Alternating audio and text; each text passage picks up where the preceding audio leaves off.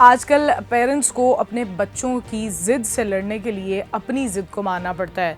लेकिन अगर मैं आपको कोई ऐसा बेहतरीन रूल बताऊं जिससे आप अपने बच्चे की ज़िद को मोल्ड भी कर सकते हैं और उसके माइंड को ट्रेन भी कर सकते हैं कि वो आपकी बात मान जाए, तो I don't think you need to miss it on. आज मैं आपको बताऊंगी 3 rule system for your kids.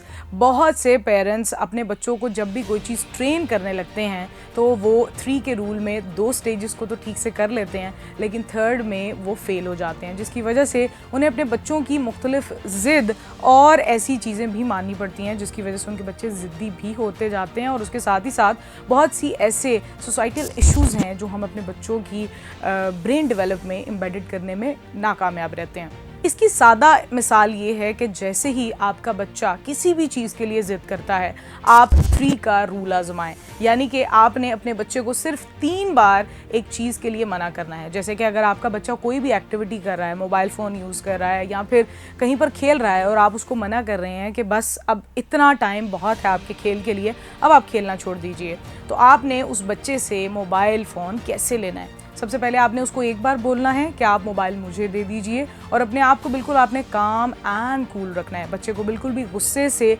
आपने टैकल करने की कोशिश नहीं करनी। उसके बाद आपने दोबारा सेम डायलॉग दोहराना है और साथ ये कहना है कि 3rd टाइम के बाद मैं आपसे मोबाइल ले लूँगी, और बच्चा इसको एक वार्निंग के तौर पर लेगा। लेकिन उसके बावजूद आपको 3rd स्टेज पर कामयाब होना बहुत ज़रूरी है ताकि आप अपने बच्चे की ज़िद को पॉजिटिवली टैकल कर सकें।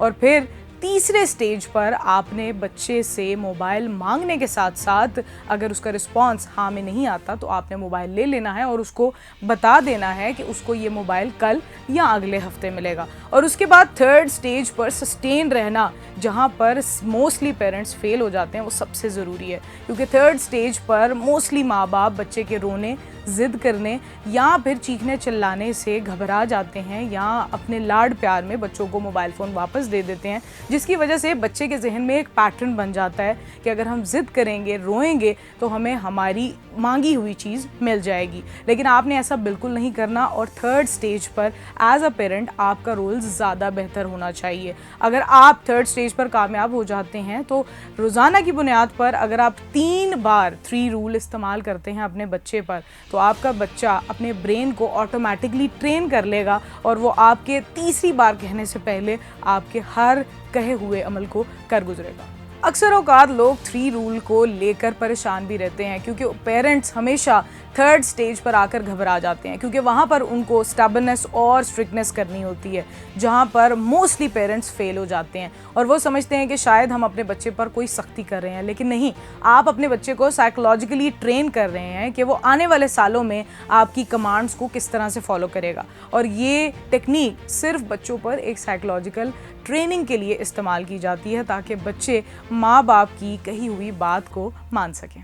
मिसाल के तौर पर बहुत सारे पेरेंट्स अपने बच्चों पर सख्ती का रवैया इस्तेमाल करते हैं बजाय कि उनको साइकोलॉजिकली ट्रेन करें कि उनकी बात मानी जाए। जैसे कि अक्सर औकात हमने देखा है, जब भी किसी फैमिली ने कहीं जाना होता है, एक बच्चा कहीं ना कहीं पर प्रॉब्लमैटिक होता है और वो अक्सर गाड़ी में नहीं बैठ रहा होता। उस सूरत हाल में नॉर्मली बहुत से अग्रेसिव पेरेंट्स बच्चों को ये कहते हुए नज़र आते हैं कि अगर एक बार कहने पर तुम गाड़ी में ना बैठे तो हम तुम्हें घर ही छोड़ जाएंगे, जो कि बिल्कुल भी प्रैक्टिकल अप्रोच नहीं है। और बच्चे का जहन इस बात को ऑलरेडी जानता है कि उसके पेरेंट्स उसको छोड़कर कहीं नहीं जाएंगे। इसकी सबसे बेहतरीन मिसाल ये है कि आप अपने बच्चे को साइकोलॉजिकली ट्रेन करें रादर देन बीइंग एंग्री और rude to them.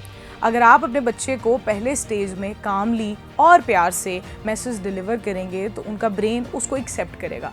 2nd stage में आपने अपने बच्चे को वो बात रिपीट करने के साथ साथ अगर वो बात पूरी नहीं होती उसके रिपोकशंस के बारे में बताना है।